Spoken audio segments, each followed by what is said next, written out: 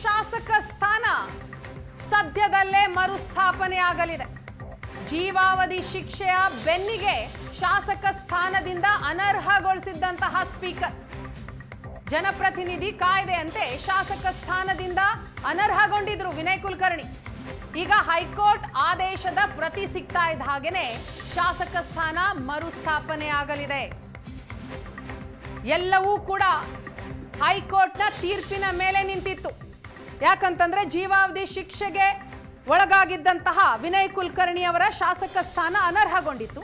ಈಗ ಅವರ ಶಾಸಕ ಸ್ಥಾನದ ಭವಿಷ್ಯ ಕೋರ್ಟ್ ತೀರ್ಪಿನ ಮೇಲೆ ನಿಂತಿತ್ತು. ಈಗ ಕೋರ್ಟ್ ತೀರ್ಪು ಕೂಡ ಬಂದಿದೆ. ಜಾಮೀನು ಸಿಕ್ಕಿರುವಂತಹ ಹಿನ್ನೆಲೆಯಲ್ಲಿ ಸದ್ಯದಲ್ಲೇ ಶಾಸಕ ಸ್ಥಾನ ಮರುಸ್ಥಾಪನೆ ಆಗಲಿದೆ. ಈ ಬಗ್ಗೆ ಮಾಹಿತಿಯನ್ನ ಕೊಡ್ತಾರೆ ನಮ್ಮ ಹಿರಿಯ ಪ್ರತಿನಿಧಿ ಆನಂದ್ ಬೈದನಮನೆ ಸಂಪರ್ಕದಲ್ಲಿದ್ದಾರೆ.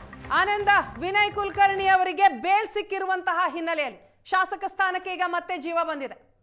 ಎಸ್, ಖಂಡಿತವಾಗ್ಲೂ ಕೂಡ ಕೊಲೆ ಪ್ರಕರಣದಲ್ಲಿ ಜೈಲು ಪಾಲಾಗಿದ್ದ, ಜೀವಾವಧಿ ಶಿಕ್ಷೆಗೆ ಗುರಿಯಾಗಿದ್ದಂತ ಧಾರವಾಡ ಗ್ರಾಮೀಣ ವಿಧಾನಸಭಾ ಕ್ಷೇತ್ರದ ಶಾಸಕ ಮಾಜಿ ಸಚಿವ ವಿನಯ್ ಕುಲಕರ್ಣಿಯ ಶಾಸಕ ಸ್ಥಾನ ಮತ್ತೆ ಉಳಿತದೆ. ಯಾಕೆಂತಂದ್ರೆ ಈಗಾಗಲೇ ಈ ಹಿಂದೆ ತೀರ್ಪಿನ ಹಿನ್ನೆಲೆಯಲ್ಲಿ, ಅಂದ್ರೆ ನ್ಯಾಯಾಲಯದ ತೀರ್ಪಿನ ಹಿನ್ನೆಲೆಯಲ್ಲಿ ಜೀವಾವಧಿ ಶಿಕ್ಷೆ ಗುರಿಯಾದ ಕಾರಣಕ್ಕಾಗಿ ವಿನಯ್ ಕುಲಕರ್ಣಿ ಅವರ ಶಾಸಕ ಸ್ಥಾನ ರದ್ದಾಗಿತ್ತು, ಅನರ್ಹಗೊಳಿಸಲಾಗಿತ್ತು.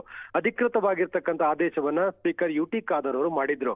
ಈಗ ಹೈಕೋರ್ಟ್ ಮಧ್ಯಂತರ ಅಂದ್ರೆ ಜಾಮೀನು ನೀಡೋದ್ರ ಜೊತೆಗೇನೆ ಈ ಹಿಂದೆ ನೀಡಲಾಗಿರ್ತಕ್ಕಂಥ ಶಿಕ್ಷೆಗೆ ತಡೆ ಕೊಟ್ಟಿರುವಂತಹ ಕಾರಣಕ್ಕಾಗಿ ಜನಪ್ರತಿನಿಧಿ ಕಾಯ್ದೆಯಡಿ ವಿನಯ್ ಕುಲಕರ್ಣಿ ಅವರ ಶಾಸಕ ಸ್ಥಾನ ಮತ್ತೆ ಉಳಿತದೆ ಮತ್ತು ಮರುಸ್ಥಾಪನೆ ಆಗತ್ತೆ. ಹೈಕೋರ್ಟ್ ಆದೇಶ ಅಧಿಕೃತವಾಗಿ ವಿಧಾನಸಭಾ ಸಚಿವಾಲಯಕ್ಕೆ ಸಿಕ್ಕ ಮರುಕ್ಷಣದಲ್ಲಿ ಅಧಿಕೃತವಾಗಿರುವಂತಹ ಆದೇಶವನ್ನ ವಿಧಾನಸಭಾ ಸಚಿವಾಲಯ ಮಾಡುತ್ತೆ, ಅಂದ್ರೆ ಸ್ಪೀಕರ್ ಕಚೇರಿ ಮಾಡುತ್ತೆ.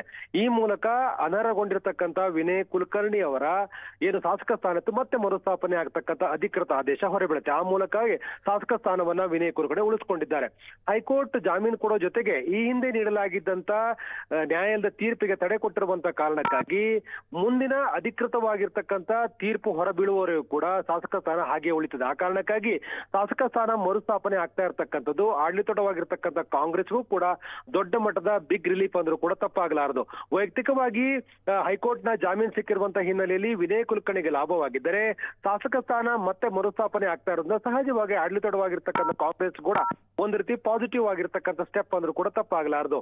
ಈಗಾಗಲೇ ಹಿರಿಯೂರು ವಿಧಾನಸಭಾ ಕ್ಷೇತ್ರ ಜೊತೆಗೆ ಧಾರವಾಡ ಗ್ರಾಮೀಣ ಕೂಡ ಚುನಾವಣೆ ಆಗತ್ತೆ ಅಂತಕ್ಕಂಥ ಲೆಕ್ಕಾಚಾರ ಇಟ್ಕೊಂಡು ಈಗಾಗಲೇ ಪ್ರತಿಪಕ್ಷವಾಗಿರ್ತಕ್ಕಂಥ ಬಿಜೆಪಿ ಜೆಡಿಎಸ್ ತಯಾರಿ ಕೂಡ ಮಾಡ್ತಾ ಇದ್ದು, ಕಾಂಗ್ರೆಸ್ ಕೂಡ ಚುನಾವಣೆಗೆ ತಯಾರಿ ಕೂಡ ಮಾಡ್ತಾ ಇದೆ. ಈಗ ಹೈಕೋರ್ಟ್ ಅಧಿಕೃತವಾಗಿರುವಂತ ಜಾಮೀನು ಕೊಡುವ ಜೊತೆಗೇನೆ ಈಗ ಅಧಿಕೃತವಾಗಿ ಶಾಸಕ ಸ್ಥಾನ ಮರುಸ್ಥಾಪನೆ ಆಗ್ತಕ್ಕಂಥ ಆದೇಶ ಹೊರಬೀಳ್ತಾ ಇರುವಂತ ಹಿನ್ನೆಲೆಯಲ್ಲಿ ಧಾರವಾಡ ಗ್ರಾಮೀಣ ವಿಧಾನಸಭಾ ಕ್ಷೇತ್ರ ಶಾಸಕರಾಗಿರುವ ವಿನಯ್ ಕುಲಕರ್ಣಿಗೆ ಇದು ದೊಡ್ಡ ಮಟ್ಟದ ಬಿಗ್ ರಿಲೀಫ್, ಸರ್ಕಾರ ಕೂಡ ಬಿಗ್ ರಿಲೀಫ್ ಅಂದ್ರೂ ಕೂಡ ತಪ್ಪಾಗಲಾರದು. ಜನಪ್ರತಿನಿಧಿ ಕಾಯ್ದೆ ಅಡಿ ಅಧಿಕೃತವಾಗಿ 2 ವರ್ಷಕ್ಕಿಂತಲೂ ಹೆಚ್ಚು ಶಿಕ್ಷೆ ಆಗ್ತಕ್ಕಂಥ ಜನಪ್ರತಿನಿಧಿಯ ಅಂದ್ರೆ ಅವರ ಶಾಸಕ ಸ್ಥಾನ ರದ್ದಾಗ್ತಕ್ಕಂಥ, ಅನರ್ಹಗೊಳ್ಳತಕ್ಕಂಥ ಕಾಯ್ದೆಯಲ್ಲಿ ಇರುವಂತಹ ಹಿನ್ನೆಲೆಯಲ್ಲಿ ಅವರ ಶಾಸಕ ಸ್ಥಾನ ರದ್ದಾಗಿತ್ತು. ಈಗ ಹೈಕೋರ್ಟ್ ಆದೇಶ ಹಿನ್ನೆಲೆಯಲ್ಲಿ ಅಧಿಕೃತವಾಗಿ ಮತ್ತೆ ಮರುಸ್ಥಾಪನೆ ಆಗಲಿದೆ.